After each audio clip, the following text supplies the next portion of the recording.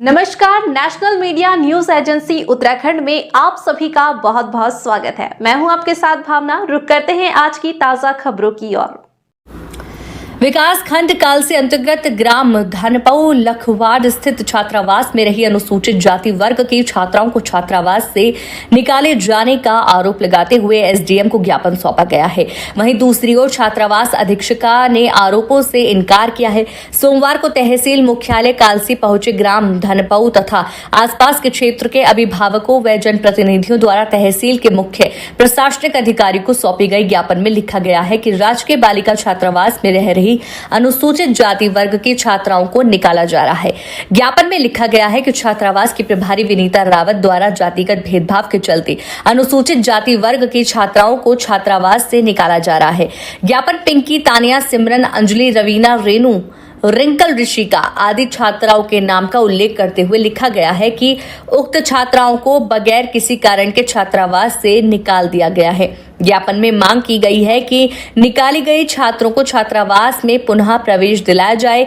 ज्ञापन देने वालों में भीमदत्त, सोहनलाल, सुरेंद्र सिंह चौहान, दीवान सिंह, किरण देवी, सुशील, उदय सिंह तोमर, सन्नी कोइराला, मंजीत गजेंद्र, अनिल विष्ट आदि शामिल थे। वहीं दूसरी ओर इस बारे में संपर्क किए जाने पर छात्रावास अधीक्षिका विनीता रावत ने ज्ञापन में लगाए गए आरोपों से इनकार किया। उन्होंने बताया कि किसी भी छात्रा को छात्रावास से नहीं निकाला गया है। कुछ छात्राओं को कुछ समय पूर्व उनके अभिभावक अपनी इच्छा से छात्रावास से ले गए थे। मैं धनपुर ग्राम सभा से हूँ, जो राजकीय जनजाति छात्रावास धनपुर में था। उसमें मेरी बेटियां हैं दो, जो वहाँ पे जिस समय 2021 में स्थापना हुई थी उस समय से रह रही थी, और इस वर्ष जब वो 9th में 10th में पढ़ रही है उस निकाला जा रहा है। हर वर्ष एक ना एक लड़की ऐसी कि वहाँ से निकाली जा रही है जब से विनीता रावत मैडम वहाँ पे तैनात है। तो क्या लगता है क्यों निकाला जा रहा है उनको? जातिवाद के कारण निकाला जा रहा है। और हम एसडीएम सर से ये अनुरोध करते हैं कि हमारी बेटियों को पुनः वहाँ पे प्रवेश दिया जाए। कि ये धनपुर के पास एक हॉस्टल है, जहाँ की जो लखवाड़ स्कूल में जो छात्राएं पढ़ती है उनके लिए समाज कल्याण के विभाग द्वारा वहाँ एक हॉस्टल बनाया गया।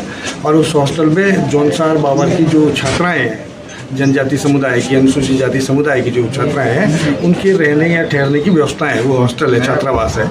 उस छात्रावास में अभी कुछ दिनों पहले से 2-3 साल से लगातार कुछ बच्चियों को निकाला जा रहा है, कुछ छात्राओं को निकाला जा रहा है। विशेषकर उस जाति जो वहाँ से निकाली गई जिन जो छात्राएं हैं, अनुसूचित जाति की ही छात्राओं को निकाला गया है, जिसमें कि जो वार्डन है वहाँ, जो वहाँ प्रबंधक है श्रीमती विनीता रावत है, उनके द्वारा ऐसा स्पष्ट लग रहा है कि शायद वो जातीय भेदभाव के कारण इस तरह से वो उनको निकाल रही है। हमारी सरकार से एसडीएम साहब के माध्यम से एक मांग है कि इस तरह का भेदभावपूर्ण रवैया ना अपनाया जाए। जो छात्राएँ हैं, जो भी बच्चे हैं, उनको पढ़ने का सबको अधिकार है, इसलिए उनको शिक्षा से वंचित न किया जाए। उनको रहने की जो व्यवस्था समाज कल्याण विभाग के द्वारा जो की गई है, उनको भी उसी हॉस्टल में रहने दिया जाए। बस इस छोटी सी मांग को लेकर हम एसडीएम साहब के पास आए हैं। और जो अभिभावक गण हैं उन बच्चों के, वो माताएं हैं उनकी, उनके पिता वगैरह हैं, साथ में अभिभावक ये यहाँ उपस्थित हैं। और जब हमारे संज्ञान में मामला आया है तो हमें खुद भी जो है हॉस्टल में गया और मैडम से इस बात की कि भाई दूर से 5 किलोमीटर दूर से बच्चियाँ आती है, कैसे चल जाएगी बच्चियाँ पैदल, धूप है, आगे बरसात है। तो 2021 से जब बच्चियाँ रह रही तो उनका क्या कारण है, क्यों हटाई जा रही है? और ज़्यादातर बच्चियाँ जो है एससी समाज की हटाई जा रही है, जो कि बिल्कुल गलत है।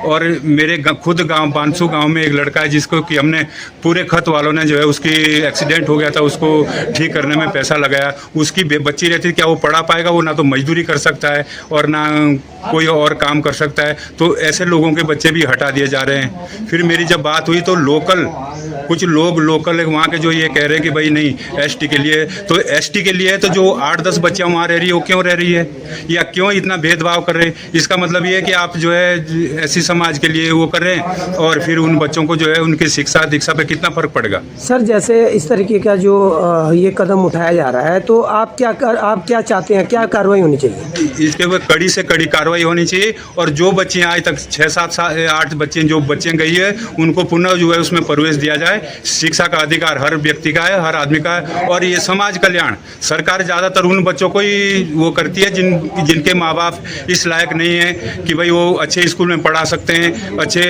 जगह जो दूर से आते 5-5 किलोमीटर दूर से आती है। तो ऐसे लोगों, मेरा तो SDM साहब से को भी ये अनुरोध है कि भाई उन बच्चों को जो है तत्काल वापस जो है वो हॉस्टल में रहने दिया जाए, ताकि उनकी शिक्षा दीक्षा में कोई फर्क ना पड़े।